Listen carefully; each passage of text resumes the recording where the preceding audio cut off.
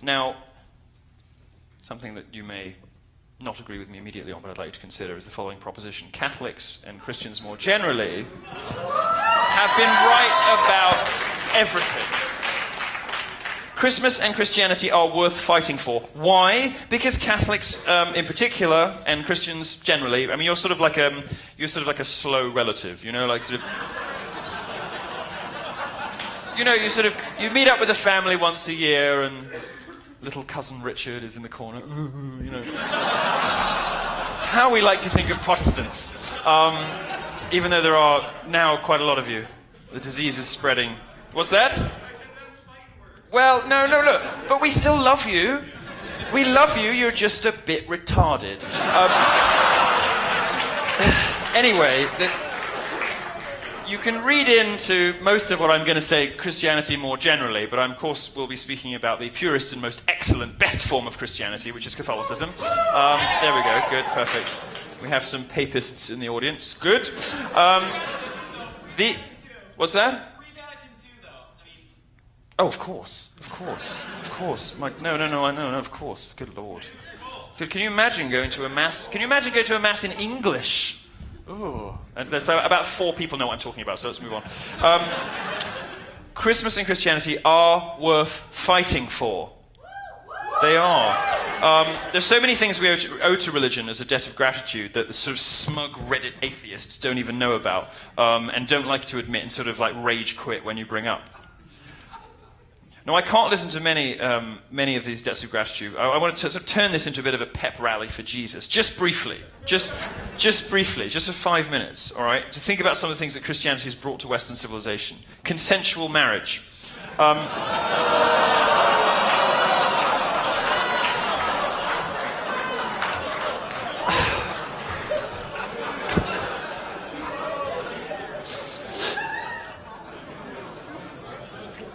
Too much? No, not too much. Never. In the 12th century, so you weren't expecting me to start a sentence like that, were you, with this on the screen? In the 12th century, marriage came to be counted as a sacrament by the Catholic Church. And as a sacrament, it doesn't require a priest, only the agreement of the man and of the woman, which is the greatest protection ever given to women in the history of anything. By the Church's argument, women cannot be married against their will. They and the groom must say, I do. Think about that, ladies. Without the Catholic Church getting smart hundreds of years ago, you would have been married off to the highest bidder by your family today, which is one of my personal fantasies. But other people have different views, and most people would agree that mutually consensual marriages are a pretty good idea, so thank you to Jesus for that one. In the Islamic world, of course, girls are married off as little girls in some cases, following the example of the Prophet himself, and they share a husband with other women in others. And once you are married, heaven forbid you bring shame on your husband, like, for instance, by getting raped, because you might get caned, stoned, or suffer an honor killing. Even if we strongly dislike women's studies departments, we should be thankful they don't involve classes on proper burqa maintenance, because as bad as third-wave Western feminism is, there are worse things out there, and that is thanks to the Catholic Church. This one is ironic. The education system is one of the... What? Oh, he's got it too. Must be one of those fancy calculators that does words. The education system is one of the most anti-Christian parts of America. You're existing in that system now. But it began life as a Christian endeavor. The first law in America to require general education was called the Old Deluder Satan Act, to teach children to read the Bible in 1647. 122 of the first 123 colleges in America were Christian universities. Think about Harvard. Harvard is sort of the epicenter. Yale is probably takes the crown for the craziest campus in America. But Harvard is not too far behind. This is the founding statement of Harvard. Let every student be plainly instructed and earnestly pressed to consider well the main end of his life and studies is to know God and Jesus Christ, which is eternal life. That statement would have today's Harvard students shaking, crying, and demanding safe spaces. Many of these universities have become sort of Christian in name only. DePaul, for instance, which now has one of the worst reputations for free speech. You're welcome. Anywhere in America, and they fucking deserve it. They deserve it. I don't know if you know the details of what happened to me at DePaul, but basically, I was in a very nice outfit. It's important to include the pertinent details. I was in a very nice outfit. I was doing sort of a Q&A thing, and these guys charged the stage. One of them took a swing for me, braver than that prick. The girl who was sort of like listless and drugged up was kind of like, dancing and mumbling incoherently and all the rest of it.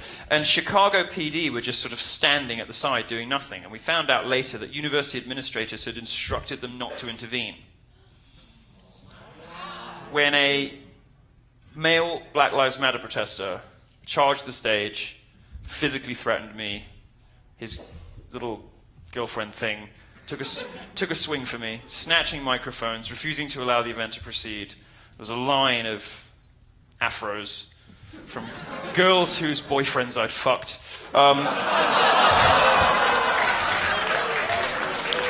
And I said, I take some responsibility because when they were all lined up, I said, what are you complaining about exactly? And they was, the usual Black Lives Matter grievances. I said, well, don't you realise, sitting here, you're going to make the black incarceration rates go up even higher. You're all about to get carted off. Anyway, I couldn't help myself.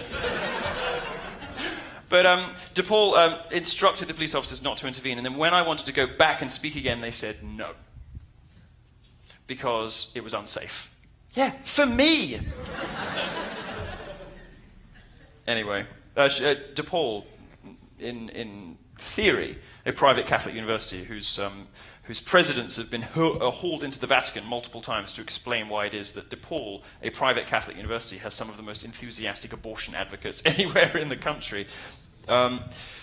Anyway, America owes higher education and education in general to the Christian tradition, like it owes capitalism. Capitalism would have been impossible without the Protestant work ethic, and this is the one thing that our slow relatives, the Protestants, have given us. Catholics, you see, as you can tell from their most fabulous proponents, are lazy, self-indulgent, and obsessed with getting drunk and pleasing themselves.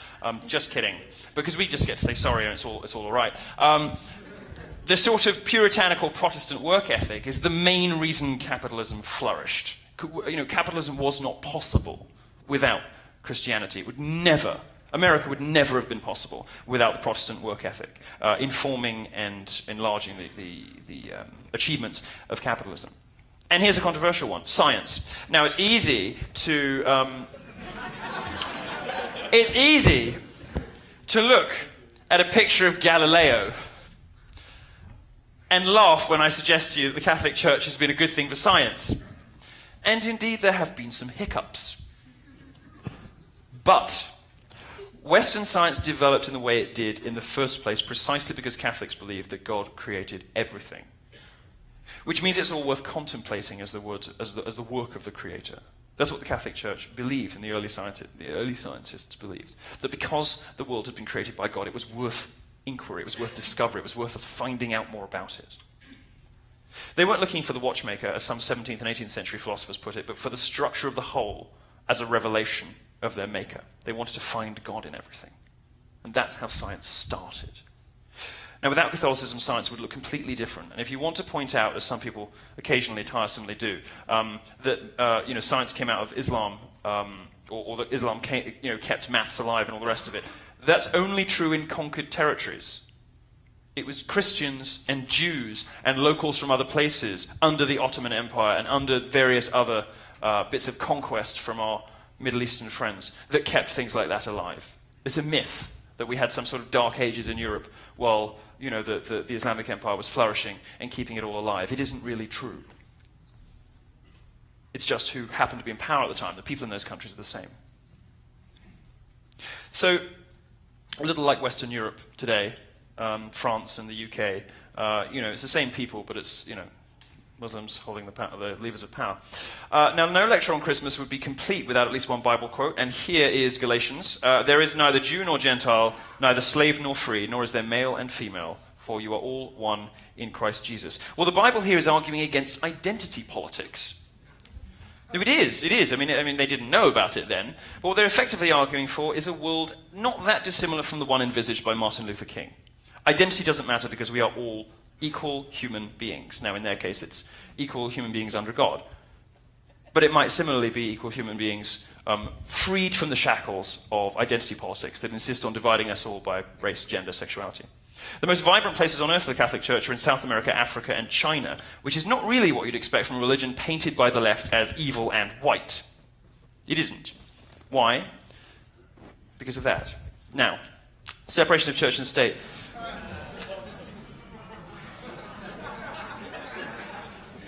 You know, sometimes we're just running late. This last one's especially ironic. Who'd imagine the Catholic Church practiced what so many on the left use to fight Christianity today? The ACLU gets the star taken down off the Christmas tree. How? By invoking separation of church and state. And the local town has to crumble because ultimately they would lose. But the Catholic Church practiced precisely this. The Catholic Church has always been held separate from the countries and the kings that ruled over Catholics themselves. Emperors and kings had to answer to the Pope in some cases, but the Pope didn't always win. And Philip IV's humiliation of Pope Boniface VIII is a perfect example of this, an episode of history with which I know you will all be intimately familiar. But the important thing is that the Church was separate from the country, and that's been the case in almost all Christian countries for most of history. Protestants changed that, I have to tell you, leaving the religion of a land up to its rulers. And this is what happened when you got rid of the Pope. This is Henry VIII. Kings wanted to start being the head of the religion. We're smarter than that. We realized that this was a good thing. So the mingling of government and religion, which is a predictable nightmare, works about as well as Obamacare, is something that only happened after you wandered off the one true path. Now, Catholics also write about birth control and abortion, which we'll save for another day. And capitalism, as I said, would have been impossible without Christianity. But I'll leave you to Google those things to annoy your thin-skinned atheist friends.